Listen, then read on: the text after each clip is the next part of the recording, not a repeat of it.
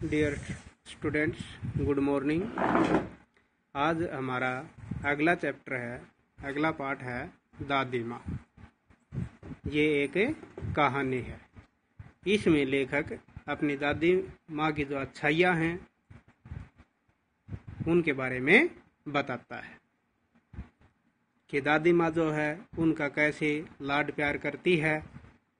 कोई मुसीबत होती है तो उस समय वो उनकी मदद करती है, या और गांव के अंदर जो दुखी व्यक्ति है तो उसकी भी मदद करती है। इस पाठ में एक धन्नो चाची के नाम से एक गरीब महिला है, वो भी दादी माँ के पास सहायता के लिए आती है।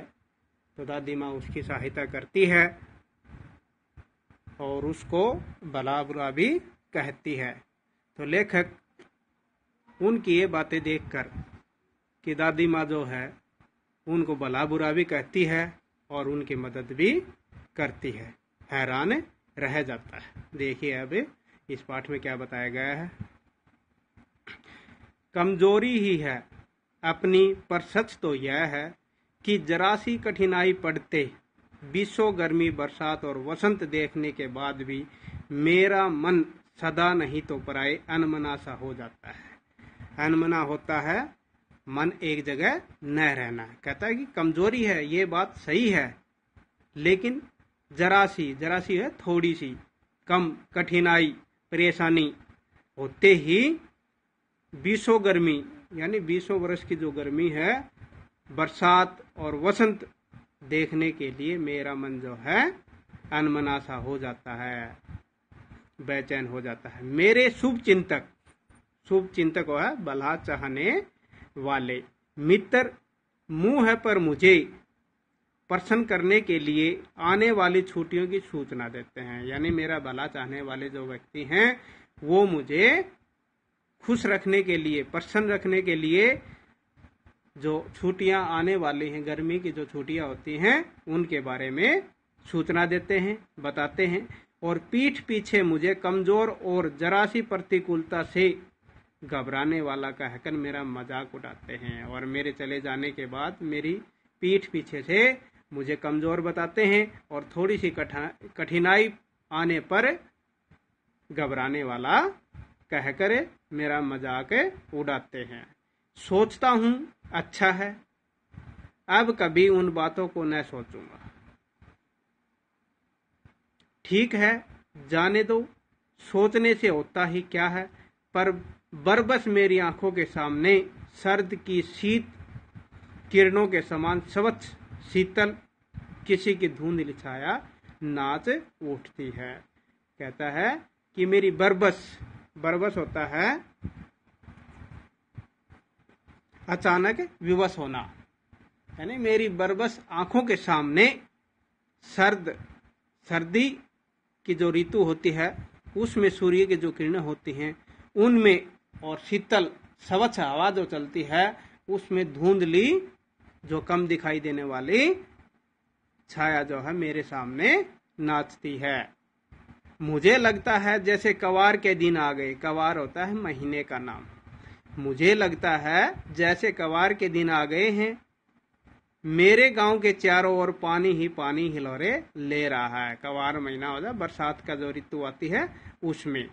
कहता है कि बरसात की ऋतु आने के बाद मेरे गांव के चारों ओर पानी ही पानी दिखाई देता है। दूर के सिवान से बहकर आए हुए मोथा और साई की अधगली घासें, गेहूर और बन प्याज की जड़ें तथा नाना प्रकार की बरसाती घासों के बीच सूरज की गर्मी में खोलते हुए पानी में सड़कर एक विचित्र गंध छोड़ रहे हैं। कहता है कि गांव के सिवाना यानी लंबा चौड़ा जो एरिया होता है वहां से पानी बहकर इकट्ठा हो गया है और उसमें साथ बहकर क्या आया है, मोथा साई की जो घास होती है वो अधगली यानी आधी गली हुई और आधी हरी, वो उस पानी में साथ उसके साथ बहकर आ गई है और गांव के पास आकर इकट्ठी होने के बाद उसमें से विचित्र गंध यानी बदबू आने लग जाती है। रास्तों में कीचड़ सूख गया है, जहां से पानी बहकर आया था वो वहां जो कीचड़ था वो सूख गया है। और गांव के लड़के किनारों पर झाग भरे जलाशयों में धमाके से कूद रहे हैं। और गांव के जो बच्चे हैं वो झाग भरे पानी यानी घास फूस जो था उस पानी में सड़ जाने के बाद उसमें झाग दिखाई देने लगे। और गांव के जो बच्चे हैं वो छलांग लगाकर उसमें नहा रहे हैं। अपने अपने मौसम की अपनी अपनी बातें होती हैं, यानी मौसम होता है चाहे सर्दी हो या गर्मी हो, बरसात हो, जो भी ऋतु हो उसका अपना अलग ही अंदाज होता है।